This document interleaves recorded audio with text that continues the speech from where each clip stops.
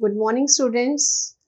आज हम करेंगे पार्ट 1 अगर नहीं हम अभी भी संभले के वस्तुनिष्ठ प्रश्न और प्रश्न उत्तर। क्या पढ़ा था हमने पिछले पार्ट में? याद है आपको कि आप सभी के ऊपर जिम्मेदारी है कि आप सबको पर्यावरण की रक्षा करनी है। ज़्यादा से ज़्यादा पेड़ लगाएंगे, ज़्यादा से ज़्यादा प्रकृति को कम गंदा करने की कोशिश करेंगे। जहाँ पे भी जाएंगे वहाँ पे स्वच्छता का ध्यान रखेंगे, गंदगी बिल्कुल भी नहीं फैलाएंगे। खुद जागरूक होंगे, औरों को जागरूक बनाएंगे, सबको हरियाली का पाठ पढ़ाएंगे। तो चलिए हम शुरू करते हैं हमारे प्रश्न उत्तर।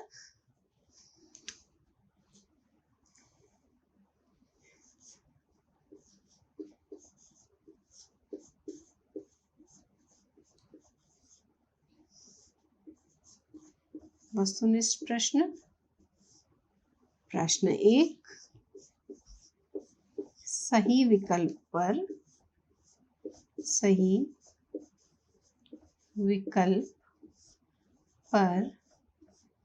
सही का चिन्ह लगाइए।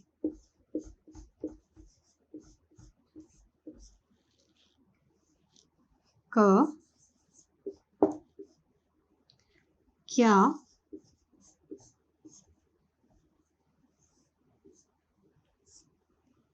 धुंधला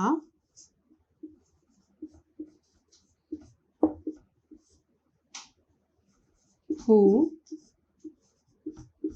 जाएगा? ऑप्शन 1 सूरज, 2 चांद, लास्ट घर। तो कवि ने क्या बताया है? इस कविता के जरिए क्या धुंधला होने वाला है? सूरज, चांद या घर? इसका सही उत्तर है सूरज। तो हम सूरज पे सही का चिन्ह लगाएंगे। तो इस प्रकार सही उत्तर हुआ सूरज। दूसरा देखिए, हमने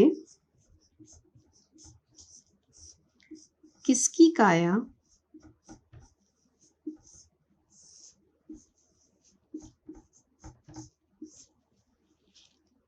प्रदूषित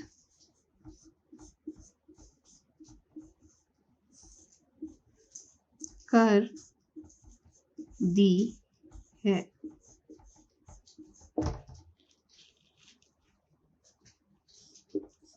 वन, घर की,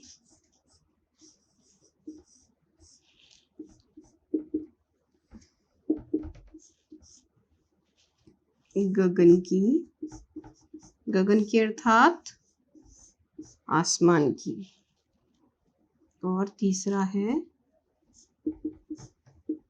पृथ्वी की।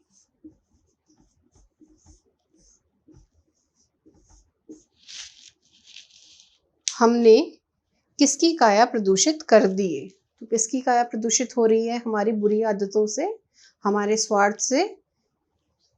घर की, गगन की, पृथ्वी की। पृथ्वी की जो काया है, जो आसपास का वातावरण है, पेड़ पौधे, जल, पर्वत, ये सब दूषित हो रहे हैं, इसलिए इसका उत्तर है सही पृथ्वी। ग, मनुष्य हार रहा है। किससे हार रहा है मनुष्य? पहले बमों से,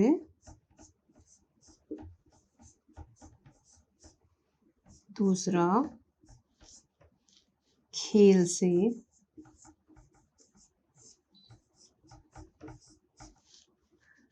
तीसरा असाध्य रोगों।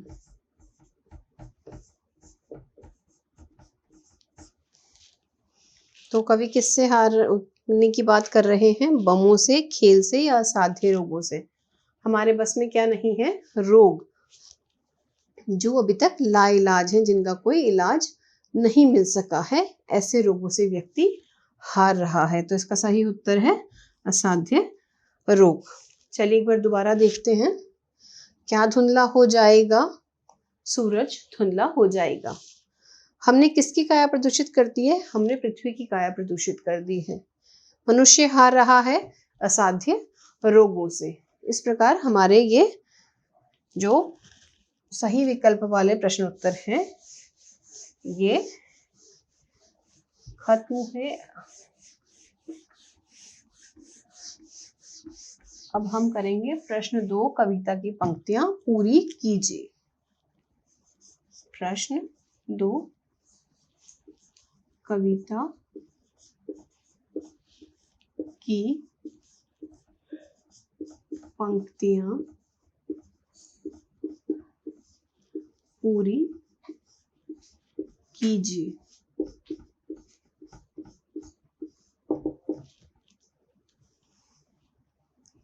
अगर नहीं डैश डैश डैश सा ना डैश। तो चलिए कविता दोहराते हैं। अगर नहीं हम अभी भी सुधरे, सूरज धुंधला हो जाएगा। तो हम यहाँ उत्तर आएगा अगर नहीं हम अभी भी सुधरे, सूरज धुंधला हो जाएगा। फिर क्या है? दिन निकलेगा मटमैला सा, ना कोई पक्षी गाएगा। तो यहाँ आएगा दिन निकलेगा, दिन निकलेगा मटमैला सा, ना कोई पक्षी गाएगा।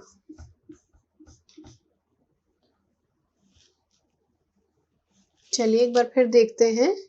अगर नहीं हम अभी भी सुधरे, सूरज धुंधला हो जाएगा, दिन निकलेगा मटमैला सा, ना कोई पक्षी गाएगा। नेक्स्ट है डैश के लिए, डैश यानी कि हरियाली के लिए तरसते, हरियाली के लिए तरसते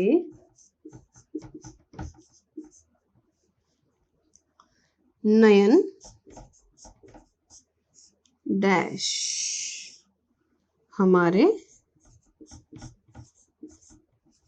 थक जाएंगे।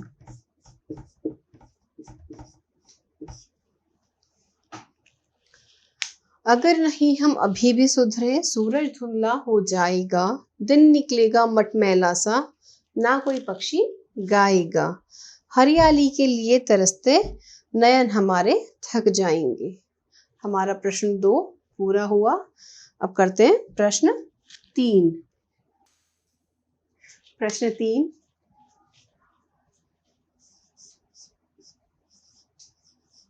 सही मिलान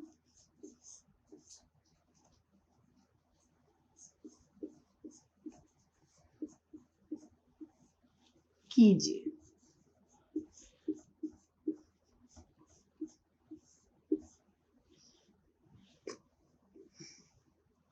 फर्स्ट दिन निकलेगा,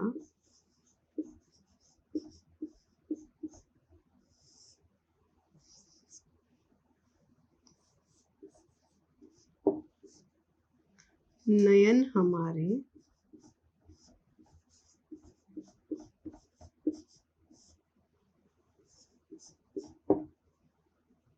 चाल चल रही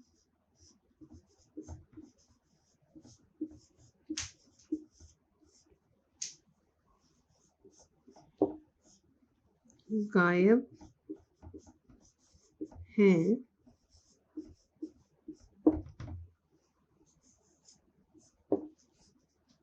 प्रकृति प्रदूषण से।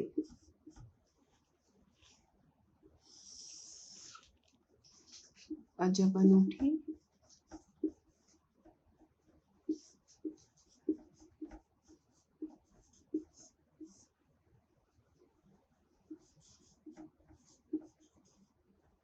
बुलबुल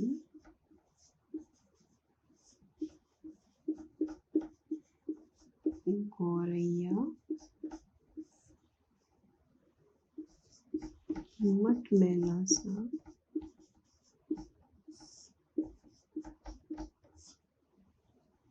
हर एक प्राणी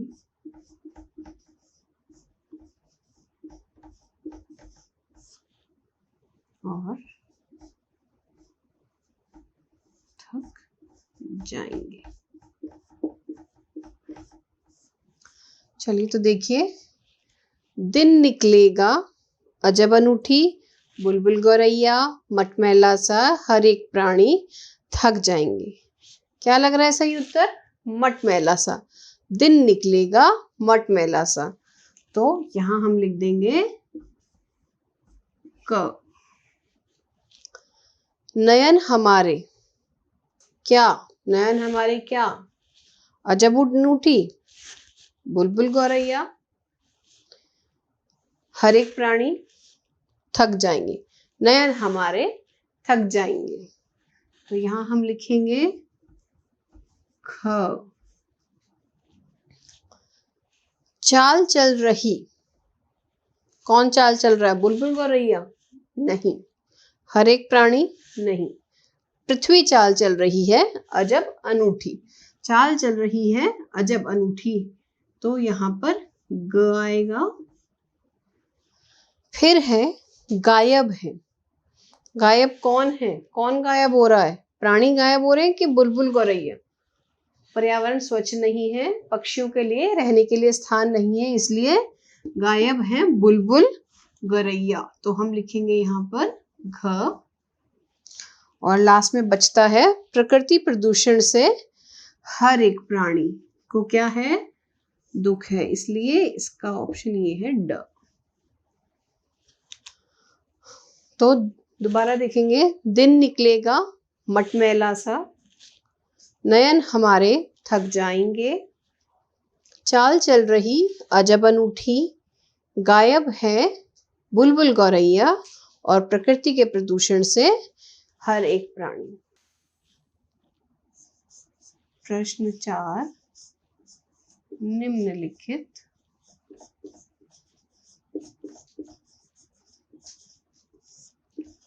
प्रश्नों के उत्तर दीजिए।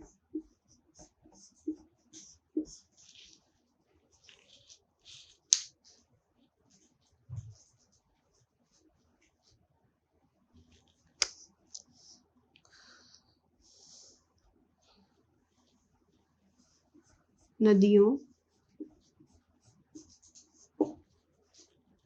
और पर्वतों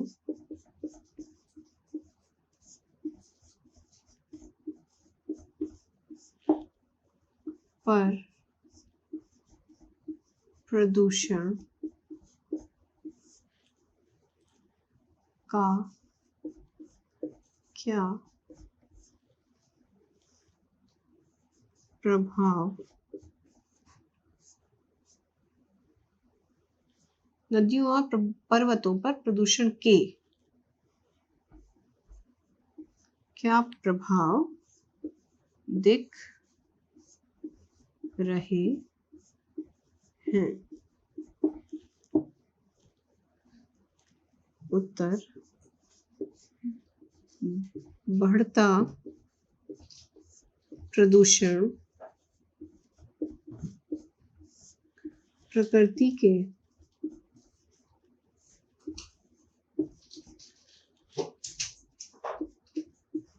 नैसर्गिक सौंदर्य को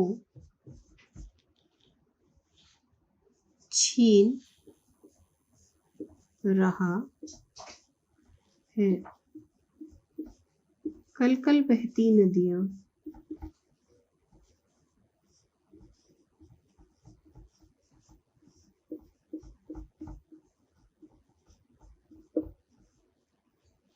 सूख रही हैं।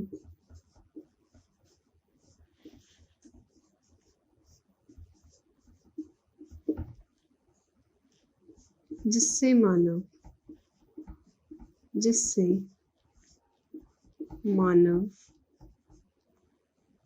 व जीव जंतु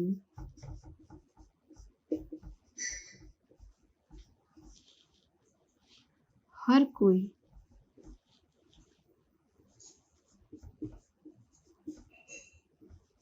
परेशान है।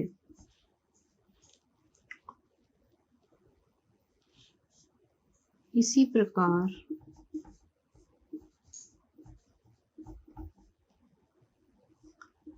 प्रदूषणवश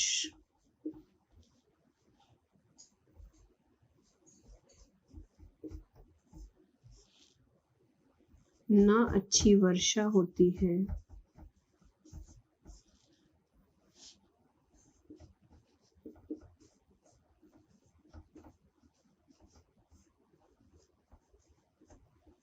ना ही हवा स्वच्छ है। इसलिए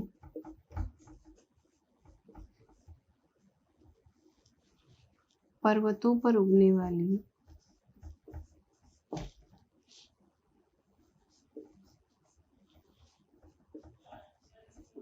वाली जड़ी बूटियों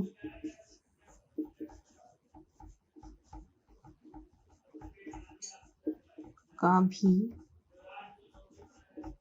लोप अर्थात लोप हो रहा है। चलिए पढ़ते हैं। नदियों और पर्वतों पर प्रदूषण के क्या प्रभाव दिख रहे हैं। बढ़ता प्रदूषण प्रकृति के नैसर्गिक सौंदर्य को छीन रहा है। कल कल बहती नदियां सूख रही हैं, जिससे मानव व जीव जंतु हर कोई परेशान है। इसी प्रकार प्रदूषणवश ना अच्छी वर्षा हो रही है, ना हवा स्वच्छ है। इसीलिए पर्वतों पर उगने वाली जड़ी बूटियों का भी लोप हो रहा है।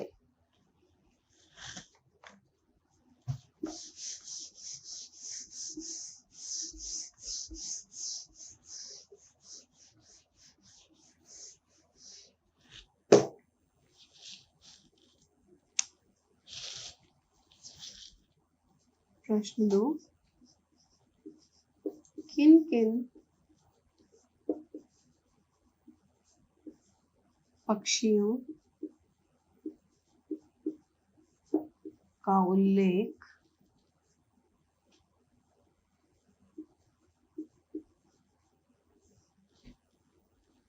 कविता में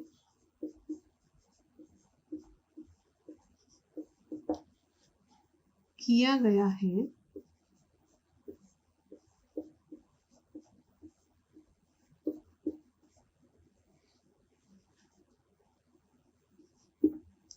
वर्तमान में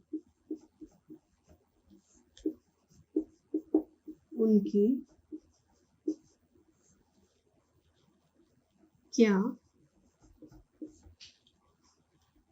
स्थिति है। उत्तर दो। कवि ने बुलबुल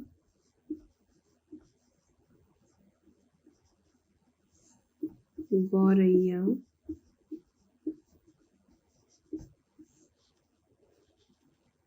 तथा कोयल का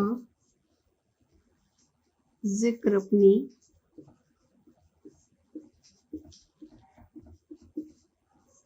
कविता में किया है। कवि बता रहे हैं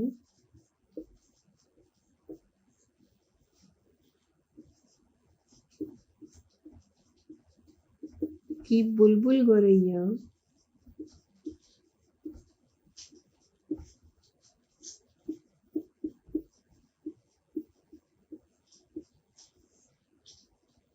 जो हमारे दैनिक जीवन का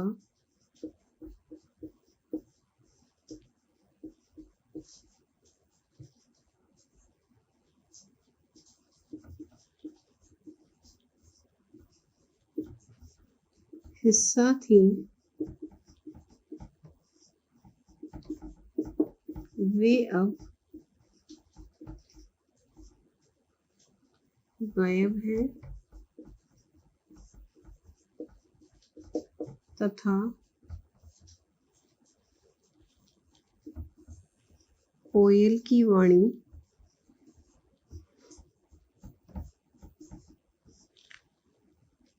कूक भी कमजोर हो चली है।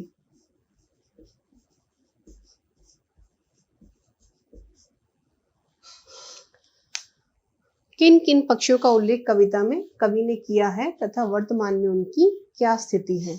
कवि ने कविता में बुलबुल गौरैया कोयल का जिक्र किया है तथा ये बताया है कि बुलबुल गौरैया जो है वो हमारे दैनिक जीवन का हिस्सा नहीं है, क्योंकि हमारे घर के आसपास से पेड़ काट दिए गए हैं, दूर दूर तक बड़े वृक्ष हरियाली नहीं दिखाई देती हैं, जिसके कारण उन्होंने अपना घर कहीं और दूर बसा लिया है। और जो कोयल है उसकी वाणी भी कमजोर हो चुकी है। प्रश्न 3, उद्योगों की काली छाया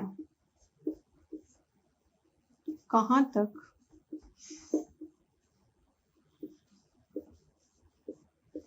फैल चुकी है?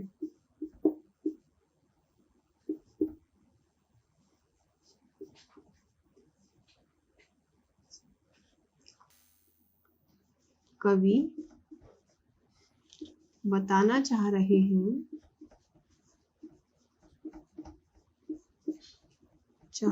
हैं कि उद्योगों से निकलने वाले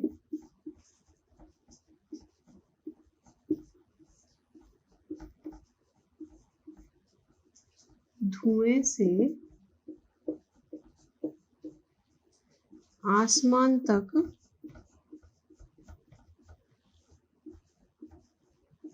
सारा वायुमंडल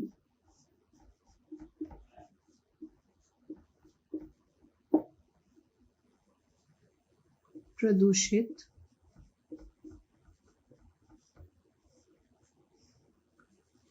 हो चुका है।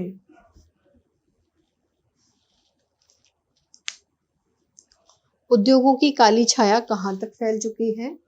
कवि ने हमें बताया है कि उद्योगों से निकलने वाला जो काला धुआं है उसने पूरे आसमान तक अपनी जगह बना ली है और उससे सारा वायुमंडल प्रदूषित हो चुका है। हमारे प्रश्न उत्तर समाप्त होते हैं। आप ज़्यादा से ज़्यादा पेड़ लगाने का प्रयास करेंगे और समाज में अपनी भागीदारी दिखाएंगे।